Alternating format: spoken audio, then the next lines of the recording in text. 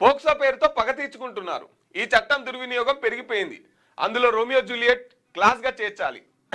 ఈ విషయాన్ని కేంద్రం పరిశీలించాలి. టీనేజ్ ప్రేమికులను కాపాడాలి సుప్రీంకోర్టు. ఒకసారి చదువుదాం. పోక్సో కేసు కూడా దుర్వినియోగం అవుతుందట. ఒకప్పుడు 490 ITI కేసు వేస్తే ఇంటి లాల మొత్తం తీసుకుపోయి జైలు వేసేది. తర్వాత ఇప్పుడు భర్తను కూడా పట్టించుకోనటువంటి పరిస్థితి. 11వ పేపరే కదా. సో అట్లనే ఈ పోక్సో యాక్ట్ కూడా దుర్వినియోగం అవుతుందట. దానికి సంబంధించి ఒకసారి చూద్దాం. అట్లనే కొన్ని రోజుల కింద ఏంది ఈ SC ST యాక్ట్ కూడా దుర్వినియోగం అవుతుందని చెప్పేసి మాట్లాడినారు. ఇప్పుడు అందులోనే ఈ పోక్సో యాక్ట్ కూడా చేరిందంట.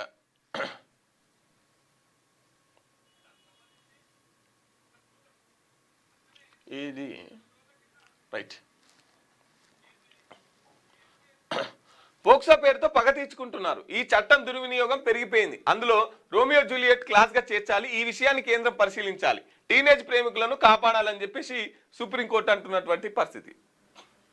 పిల్లలను లైంగిక దాడుల నుంచి కాపాడేందుకు తయారు చేసిన పోక్సో చట్టం చాలా సందర్భాల్లో దుర్వినియోగం అవుతుందని సుప్రీంకోర్టు వ్యాఖ్యానించింది. ఇలాంటి కేసుల్లో బాధితురాలి వయసు నిర్ధారించే మెడికల్ టెస్టులు చేయాలన్న అలహాబాద్ హైకోర్టు తీర్పును తప్పుపట్టిన అత్యున్నత న్యాయస్థానం ఈ అధికారం హైకోర్టుకు లేదంది. ఈ సందర్భంగా ఎన్నో సందర్భాల్లో కావాలని యువతి వయసు తక్కువగా చూపిస్తున్న తల్లిదండ్రులు, వయసులో దగ్గరుండి ప్రేమించుకుంటున్న యువతి యువకులపై పగ తీర్చుకుంటున్నారని justice Sanjay Karol, justice NK సింగ్తో కూడిన ధర్మాసనం తెలిపింది. ఈ ఉన్నతమైన పోక్సో చట్టాన్ని రక్షించేందుకు ఒకరినొకరు ఇష్టపడే టీనేజర్లను కాపాడేందుకు రోమియో జూలియట్ క్లాజును చట్టంలో చేర్చే అంశాన్ని పరిశీలించాలని కేంద్ర ప్రభుత్వం సూచించింది.